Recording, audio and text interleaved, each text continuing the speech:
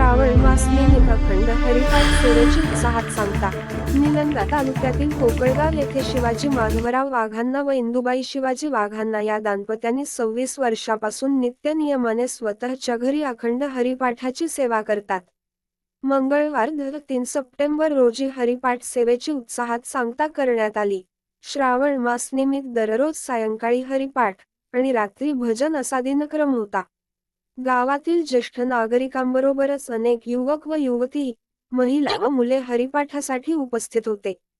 यावेळी संगीत विशारद जयखम बनसोडे, माजी मुख्याध्यापक विजकुमार बिराजदार, सुरेश सगर, विजय मल्लिकार्जुन बिराजदार, सूरज लोहार, दत्तात्रय मुर्मे, संभाजी लामतुरे, महावीर बनसोडे, तुकाराम बनसोडे, नरेंद्र लामतुरे, सुमित सुरवसे आदींची उपस्थिती होती.